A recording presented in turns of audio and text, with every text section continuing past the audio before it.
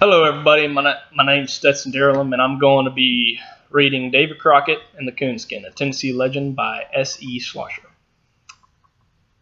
Well, they said Davy Crockett, the most famous bear hunter in the U.S. of A., once ran for election in Congress.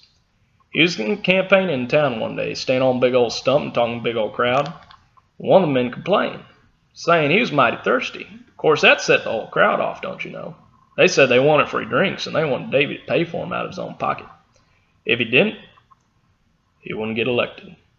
Davy knew he'd better do something for his campaign, and to right then and there. So, he took the whole crowd to a local bar, what they called a shanty back in them days.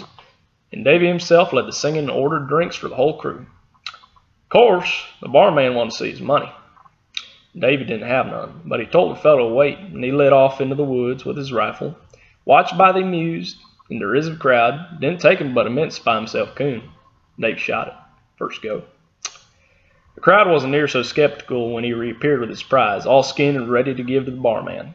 Back in them days, a coonskin was as good as gold, and the barman accepted it immediately, and soon the whole crowd was afloat drinking rum like there was no tomorrow.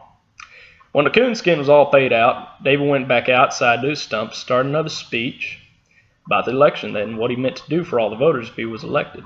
But news had got around, and it turned out the crowd was just as thirsty as the first one. Davy took them all to the shanty, wondering if he'd have to go out and shoot another coon. Then he spied a bit of the coonskin sticking out between the logs that were used to build the bar.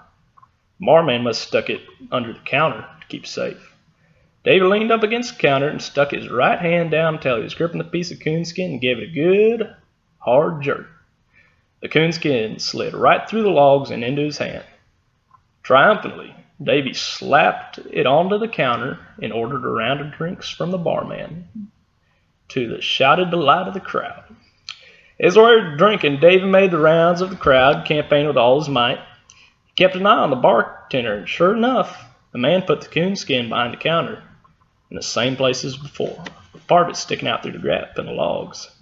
So Davy meandered over the bar. When the drinks started running low, he paid for another round with the same coonskin. He treated his new friends again and again and again by the same trick. Davy Crockett purchased 10 rounds with the same coonskin before the day was over, and that joke secured the election for him.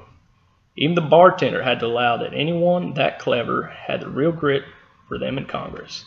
And the man running against him might as well whistle jigs to a milestone, because the milestone was the only one that would vote for the opponent. Davy Crockett won his election to Congress, and he became known as the Coonskin Congressman. He first introduced himself to new colleagues in Congress by saying, "I am the same Davy Crockett, fresh from the backwoods, half horse, half alligator, a little touch with snapping turtle. I could whip my weight in wildcats and eat any man opposed to Jackson." Davy Crockett served 3 terms in Congress and only lost his bid for a 4th term when he took up a position that was opposed to Jackson.